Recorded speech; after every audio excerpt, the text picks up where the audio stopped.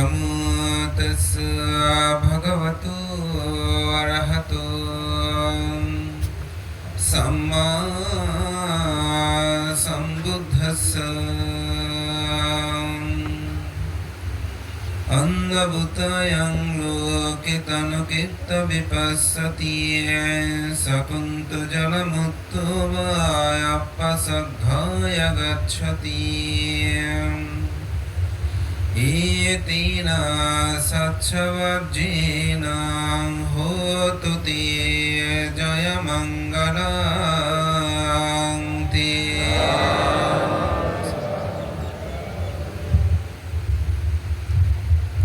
ইতিহাস ঐতিহ্যঋদ্ধ বহু পুণ্যপুরুষের জন্মতীর্থ সাধনপীঠ এই ঢ্যামসা গ্রাম।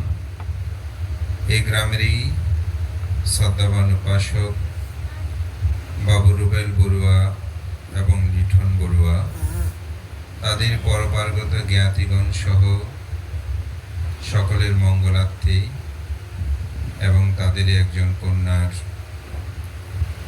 কর্ণভূষণকে উপলক্ষ করে আয়োজিত আজকের এই মহতি পূর্ণময় অষ্টপরিষ্কার সহ বুদ্ধ প্রতিবিম্ব দান, শিবলি প্রতিবিম্ব দান এবং অষ্টপরিষ্কার সঙ্গদান অনুষ্ঠানের পরমারাধ্য মাননীয় সংঘ প্রধান সভাপতি, আমাদের অত্র অঞ্চলের এই জন্মজাত আন্তর্জাতিক খ্যাতিসম্পন্ন সাংঘিক ব্যক্তিত্ব, ঢাকা আন্তর্জাতিক বৌদ্ধ বিহার মেরুল বাড্ডার প্রতিষ্ঠা লগ্ন থেকে অবস্থান করে বিহারকে নান্দনিকতা দানের যে কয়েকজন সংঘ পুরুষদের অবদান অতুলনীয়, তাদের মধ্যে অন্যতম পরম শ্রদ্ধেয় আজকের অনুষ্ঠানের সভাপতি সুদেশক শ্রদ্ধেয় বুদ্ধানন্দ মহাতের মহোদয়, যার কথা আমরা প্রায় সময় শুনি বাংলাদেশ টেলিভিশনে, যার ত্রিপিটক পাঠ আমাদের সকলকে গৌরবান্বিত করে।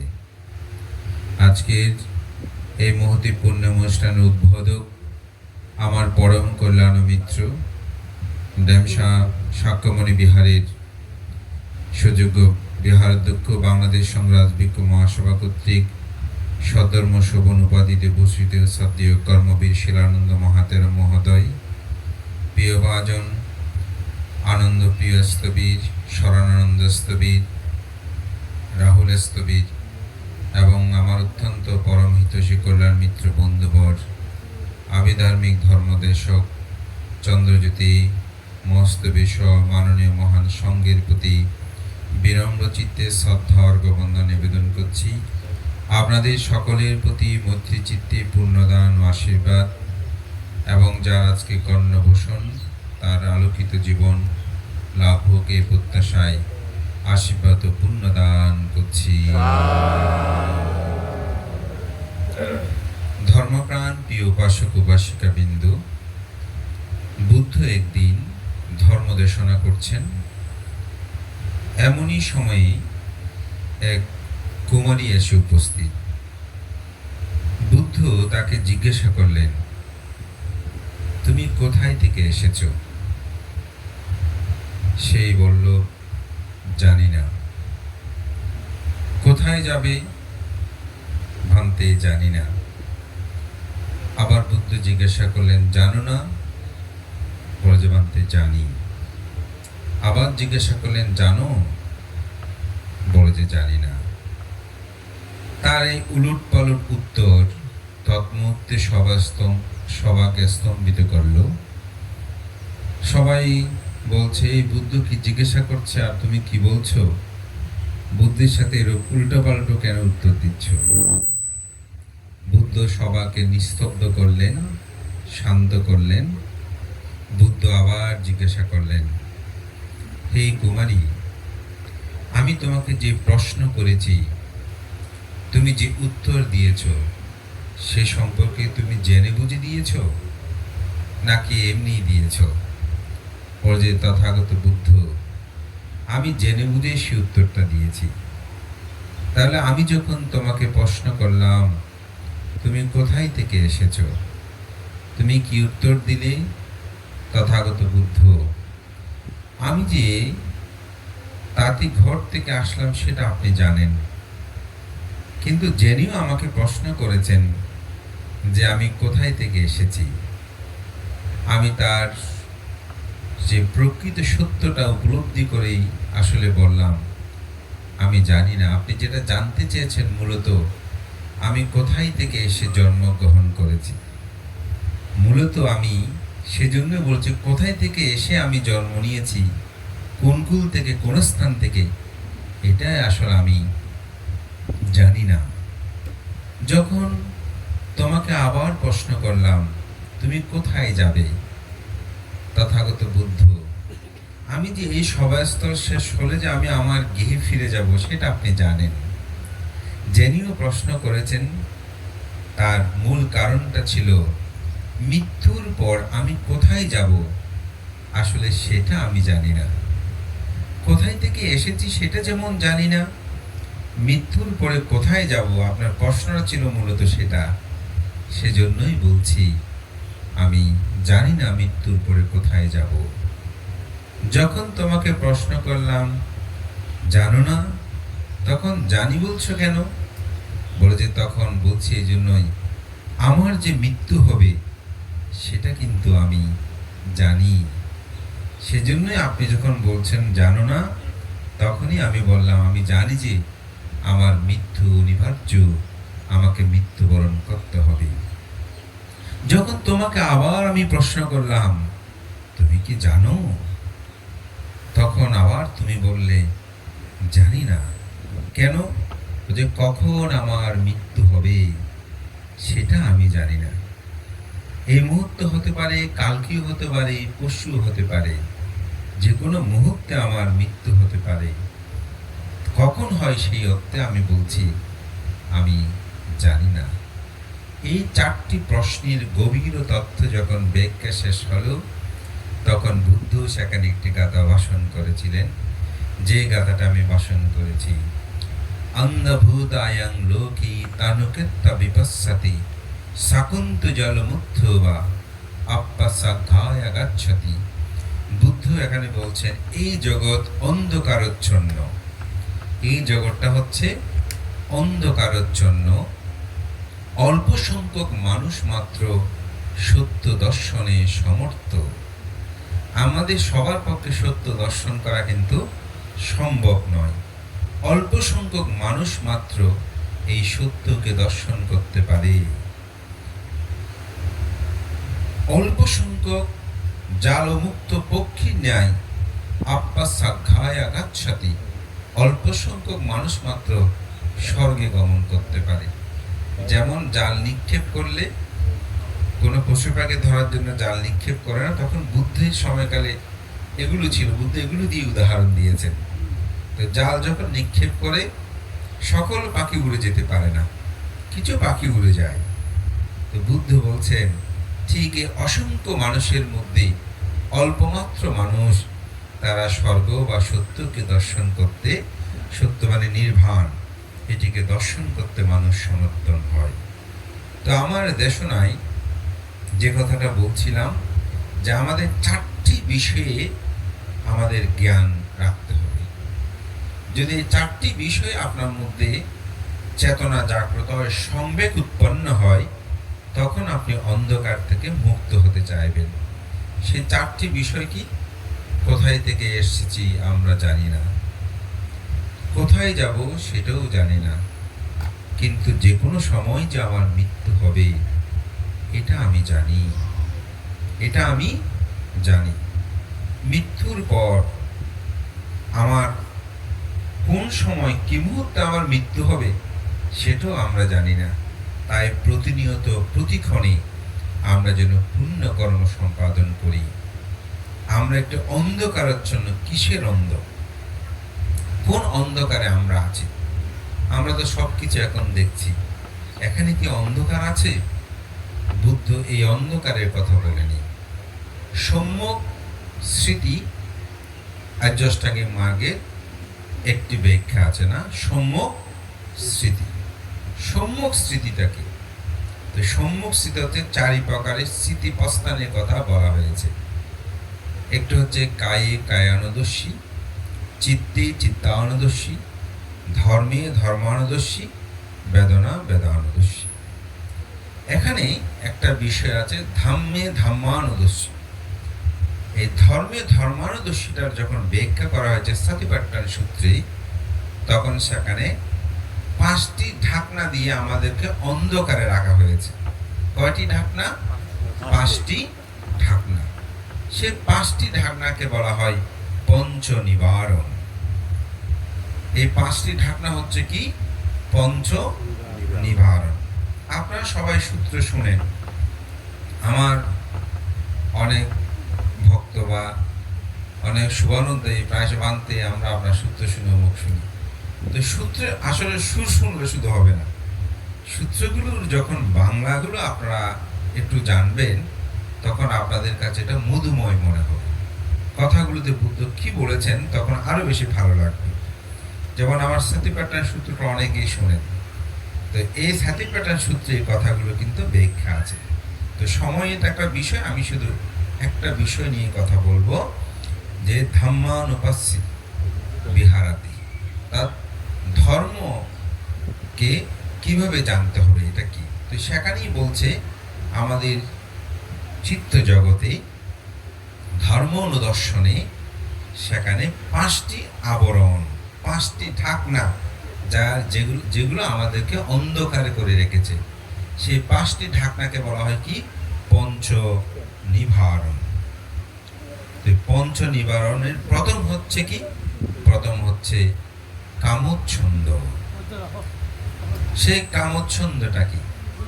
আমাদের মন, পৃথিবীতে যত ভোগ্য বস্তু আছে এগুলোর যে চাওয়া আকাঙ্ক্ষা, এটাই আমাদেরকে আবৃত করে রাখে, অন্ধকারে রাখে। একটা উদাহরণ, যেমন অনেকেই নিজের স্ত্রীর জন্য অথবা স্বামীর জন্য নিজের ছেলে মেয়ে পুত্র কন্যা শ্বশুর শাশুড়ি তাদেরকেও ভুলে যায়। তাহলে এটা কিসের? ও কামচ্ছন্দ, আকাঙ্ক্ষা, তৃষ্ণা, এগুলো এমনভাবে তাকে আবৃত করে রাখে। নিজের পিতার প্রতি দায়িত্ব কি, মাতার প্রতি দায়িত্ব কি, শ্বশুরের প্রতি দায়িত্ব কি, শাশুড়ির প্রতি দায়িত্ব কি, ভাইয়ের প্রতি দায়িত্ব কি, বোনের প্রতি দায়িত্ব কি, পুত্রের প্রতি দায়িত্ব, সব আমরা ভুলে যাই। কেন? অন্ধ হয়ে গেছি। কিসের প্রতি? এই সম্পদের প্রতি, ক্ষমতার প্রতি। পৃথিবীতে এমন হচ্ছে না, একজন একজনকে হত্যা করছে প্রতিনিয়ত, একজন একজনকে দমিত করছে, একজন একজনকে সম্পদ চুরি করে নিয়ে যাচ্ছে, ডাকাতি করে নিয়ে যাচ্ছে। কেন? ওই যে অন্ধকারে আছেন। কিসের অন্ধ? চোখ বন্ধ নয়, তার চিত্ত জগৎটাকে পৃথিবীর ভোগ্য বস্তুর প্রতি তার যে তীব্র স্পৃহা, চাওয়া, এটি তাকে মূলত অন্ধকারের মধ্যে রাখে। তো অন্ধকারের দুঃখ কি? এই চাহিদা আপনাকে আজীবন দুঃখে লালায়িত করে। আমার এক পরিচিত একজন উপাসিকা, অনেক বয়স্ক, তিনি একসময় শিক্ষক ছিলেন, রিটায়ার করেছে, বয়স হয়েছে। তো একদিন আমাকে দুঃখ করে বলছে, ভান্তে, আমার জীবনে একটা বড় দুঃখ, আমি মৃত্যুবরণ করলেও আমার কলজাটা পড়বে না। চিটাঙ্গি ভাষায় বললো, আমি তো কলজানো পড়িব। আমি বললাম, কেন? ভান্তে, আমি গ্রামের বাড়িতে একটা বাড়ি করতে পারি নাই।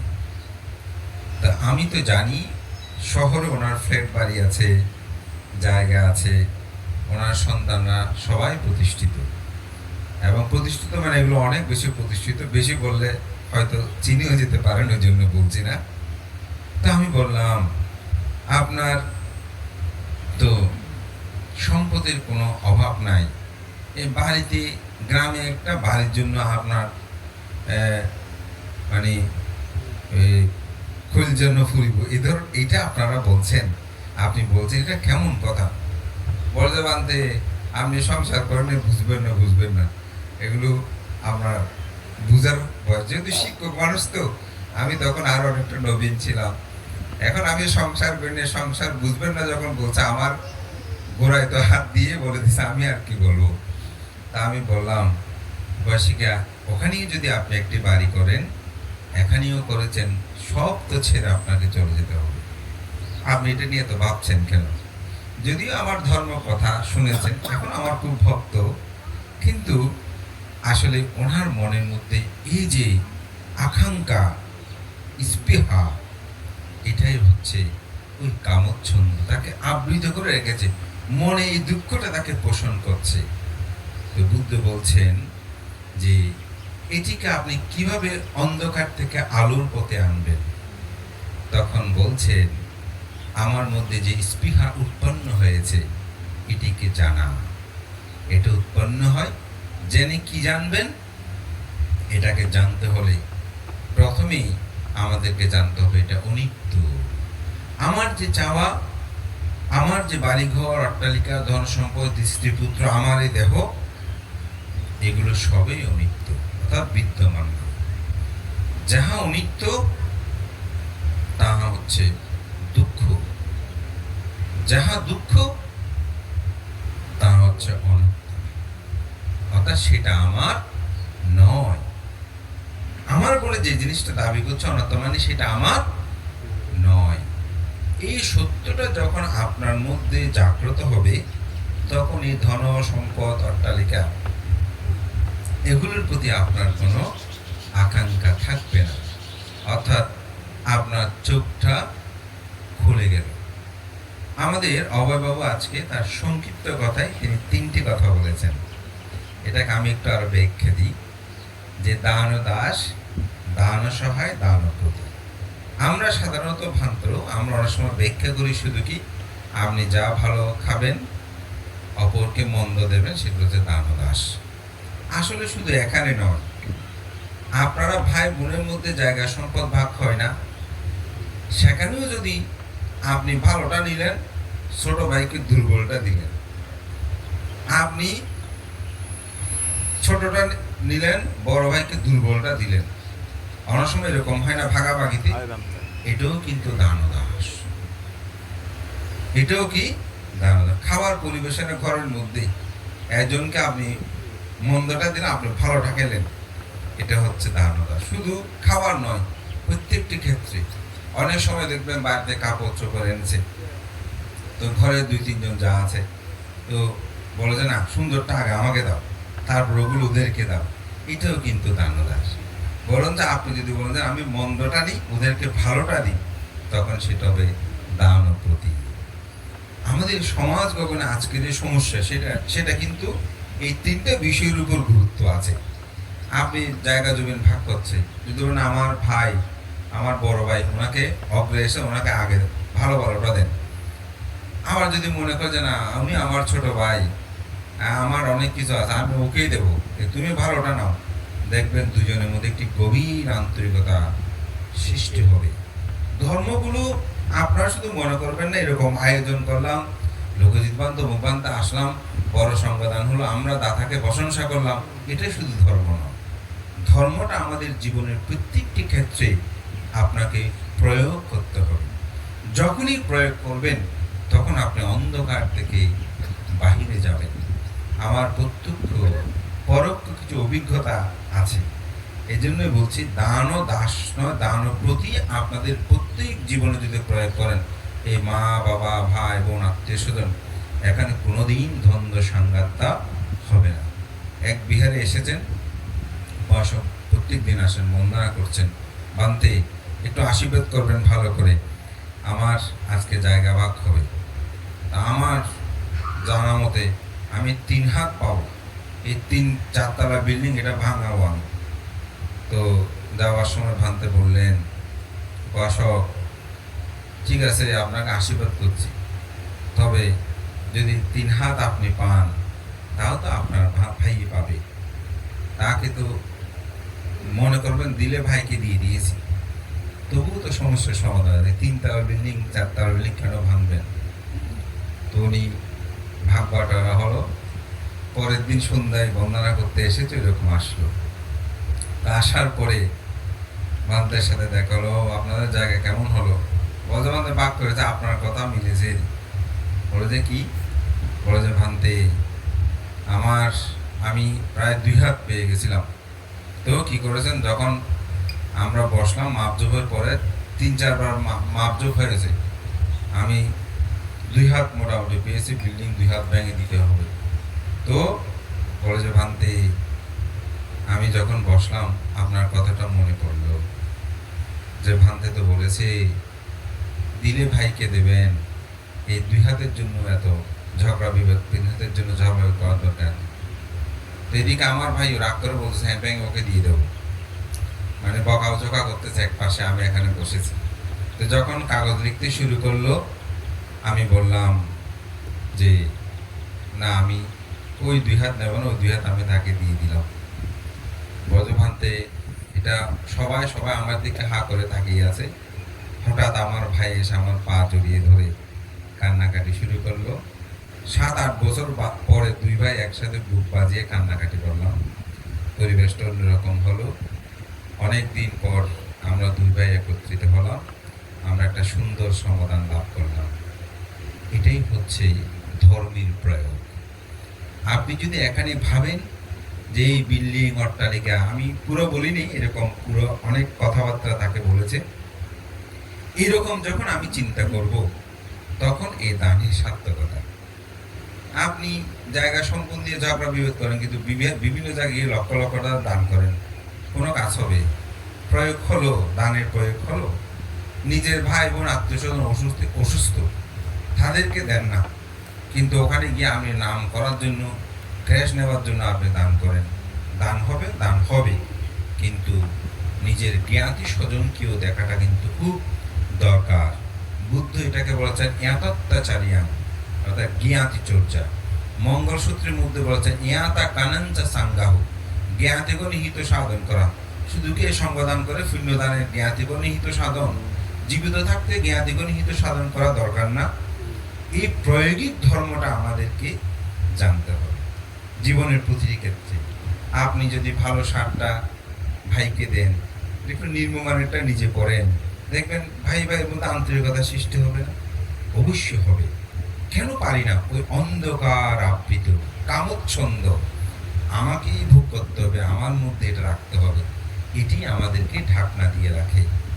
দ্বিতীয় একটি ঢাকনা আছে, সেটা হচ্ছে ব্যাপাদ। ব্যাপাদ মানে হিংসা, বিদ্বেষ, দেশচিত্ত। আমরা সবসময় একজন একজনকে হিংসা করি। এত সুন্দর আয়োজন, আপনাদেরকে নিমন্ত্রণ করেছে, কিন্তু দেখবেন এখান থেকে হতেও পারে, না হতে পারে, মানে বলছি বোঝানোর জন্য, যে বলবো যে কি অনুষ্ঠান করেছে আর কি, অথচ খেয়ে দিয়েও যাচ্ছে, কিন্তু তার অনুষ্ঠানটাকে তিনি সাধুবাদ দিয়ে গ্রহণ করতে পারছে না। এই হিংসা, ব্যাপাদ, এগুলো মানুষকে আবৃত করে রাখে। তো বুদ্ধ এখানে বলছেন এই হিংসাটা কি, এই দেশটা কি, এটা অনিত্য, দুঃখ, অনাত্মা, এটাও মানুষের মধ্যে বিদ্যমান থাকে না। তো সাধনায় যখন যাবেন, তাই অর্থাৎ ধর্মানুদর্শী, তখন এটা ব্যাখ্যাটা আর একটু ভিন্ন আছে। সেটা হচ্ছে অনেক সময় সাধক যখন ভাবনা করে তখন শরীরে ব্যথা উৎপন্ন হয়, অনেক সময় তার প্রতি ক্রুদ্ধ হয়, কেন ব্যথা উৎপন্ন হয়েছে এরকম। এখানে যারা ভাবনা করেছেন তারা বুঝবেন, ব্যথার প্রতি রাগ উৎপন্ন হয়, বলছে এই রাগটা যেন উৎপন্ন না হয়। সারা অর্থাৎ এটার প্রতি যদি ভীত রাগ উৎপন্ন হয় তাহলে ভীত রাগ বলে জানবে, রাগ উৎপন্ন হলে তাহলে রাগ হিসাবে সেটাকে জানবে। ঠিক অনুরূপভাবে এই হিংসা, বিদ্বেষ, এটি আমাদেরকে ঢাকনা দিয়ে রাখে। অহেতুক আমরা অনেক মানুষকে হিংসা করি, দেখবেন উনি আমার কোনো ক্ষতি করে নাই, কিন্তু তার উন্নতি স্বীকৃতি দেখলে মেনে নিতে পারে না।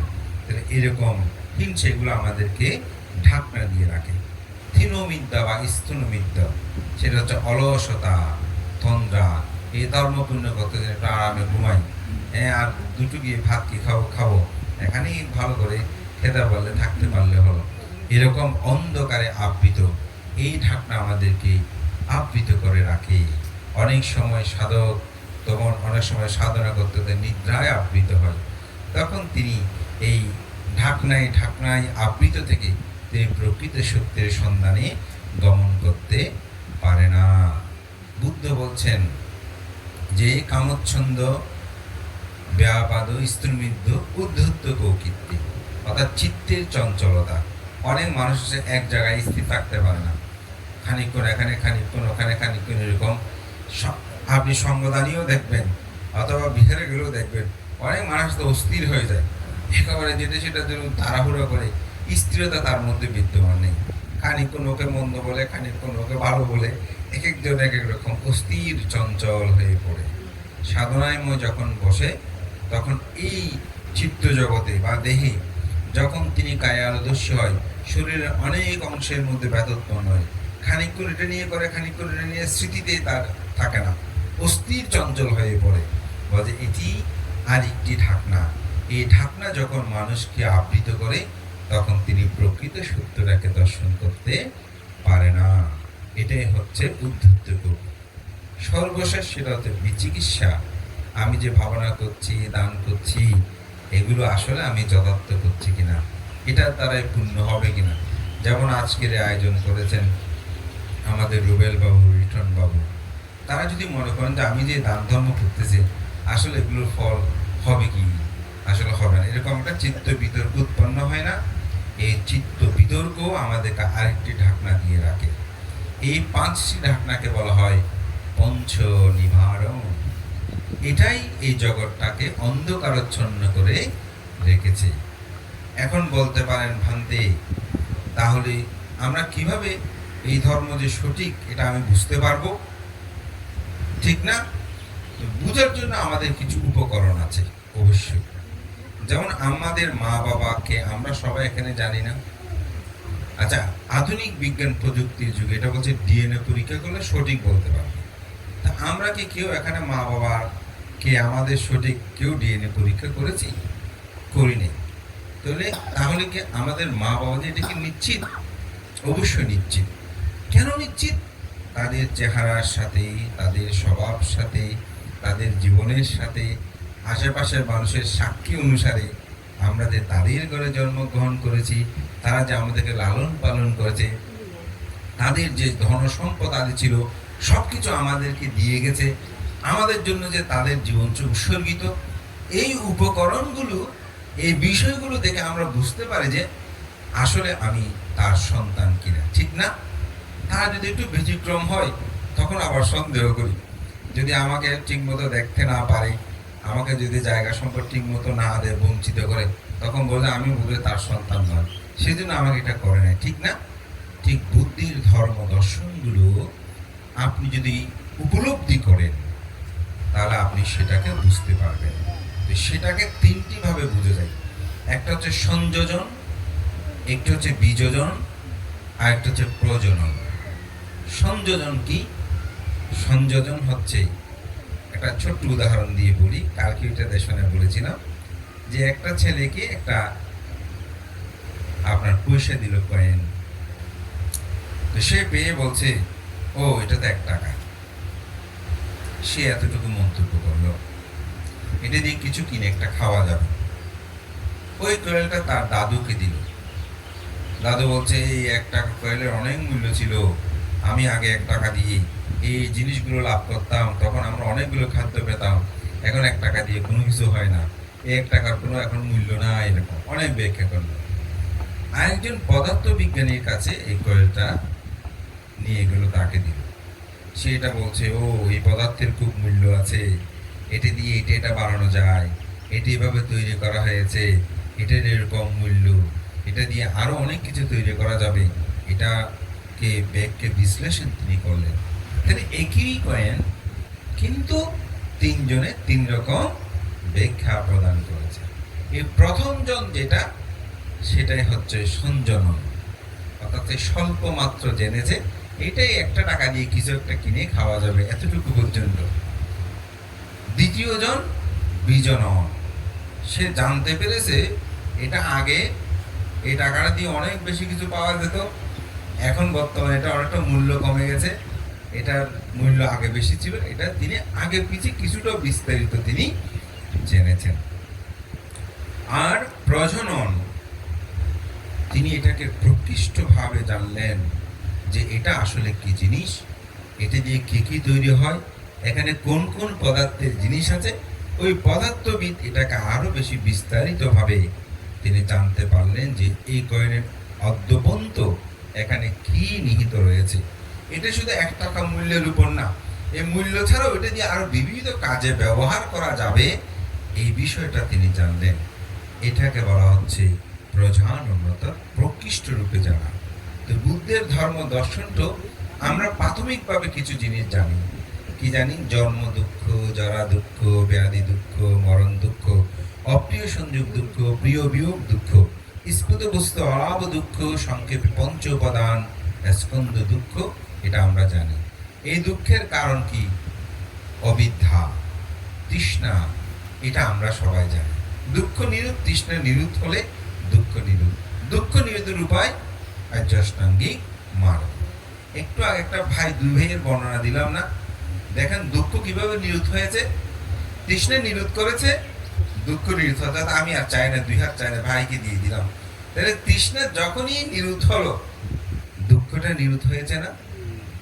এই জানাটা হচ্ছে আসলে মূলত হচ্ছে সংযমন। এটা আমরা সামান্য জেনেছি। আর এটা বিজনন কি? আমার চিত্ত জগতের মধ্যে যখন ধ্যান ও সাধনায় নিমগ্ন হয়ে আমি এটাকে প্রকৃষ্ট রূপে দর্শন করব, যে এই দুঃখের কারণ কি, এই দুঃখটা কেন উৎপন্ন হচ্ছে, অর্থাৎ চতুরার্য সত্যকে আমি গভীরভাবে উপলব্ধি করব। এবং প্রজনন মানে কি? অর্থাৎ স্মৃতি সহকারে আপনি যখন নাম রূপ পরিচ্ছদ জ্ঞানের মাধ্যমে উদয় বিলয় জ্ঞান, মার্গ জ্ঞান, এগুলো আপনি গভীরভাবে দর্শন করতে পারবেন। যখন আপনি বুঝতে পারবেন যে আমার মধ্যে যে 5টি ঢাকনা আছে, এই ঢাকনাগুলো হচ্ছে অনিত্য, দুঃখ, অনন্ত, তখন যে জ্ঞানটা উৎপন্ন হবে এটাকে বলা হয় প্রজনন। একজন মানুষের জীবনে যতদিন এই প্রকৃষ্ট রূপে বা প্রজ্ঞা রূপ দিয়ে আপনি এটাকে দর্শন করতে পারবেন না, ততদিন আপনি অন্ধকার থেকে মুক্ত হতে পারবেন না।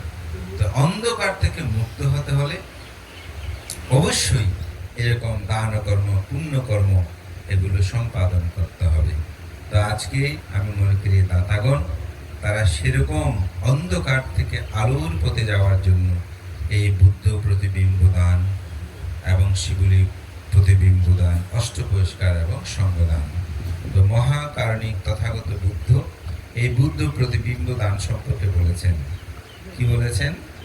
যে তথাগত বুদ্ধ বলেন, জগতে ইয় বুদ্ধি রুক্ষাং রূপেতি ইয় পাব্বাজিত নারো ইয় বুদ্ধ বিম্বি পাটিটাসি ধ্রুবং বুদ্ধ ভবিষ্যতি। যারা বুদ্ধি বৃক্ষ রোপণ করেন, যারা প্রজ্ঞোচিত হয় অর্থাৎ শ্রমণ বৃক্ষ হয়, এবং যারা বুদ্ধ প্রতিবিম্ব প্রতিষ্ঠা করেন, ধ্রুবং বুদ্ধ ভবিষ্যতি, তারা ভবিষ্যতে বুদ্ধ হন। তা আজকে আমাদের রবের বাবু, লিটন বাবু, তারা যে বুদ্ধ মুক্তি দান করলো বা বুদ্ধ প্রতিবিম্ব দান করলো, তারা কে ভবিষ্যতে বুদ্ধ হয়ে যাবেন? তাহলে তো সবাই এরকম বুদ্ধ দান করলে হয়ে যেত। তো বুদ্ধ প্রতিবিম্বটা অন্তরের মধ্যে প্রতিষ্ঠা করতে হবে। কোথায় প্রতিষ্ঠা করতে হবে? অন্তরের মধ্যে। তো মনের মধ্যে যদি বুদ্ধকে রাখেন, তাহলে আপনি কোনো পাপ কর্ম সম্পাদন করতে পারবেন না। কিরকম আপনারা রাখেন বুদ্ধকে? একটা উদাহরণ দিলে সবাই বুঝবেন সহজে। যেমন যেদিন অষ্টশীল গ্রহণ করেন, সেদিন যদি কেউ আপনার গায়ে পড়েও ঝগড়া করে, আপনারা কি বলেন? বলেন আজকে অষ্টশীল নিয়েছি, কোনো কথা বলবো, অষ্টশীল শেষ হোক, কালকে মজা দেখাবো। তাহলে প্রথম দিন আপনি কি করেছেন? আপনি বুদ্ধকে অন্তরে প্রতিষ্ঠা করেছেন বলে আপনি বলছেন না, এখানেই আজকে আমি এটা করবো না। এইটাই হচ্ছে বুদ্ধকে প্রতিস্থাপন করা।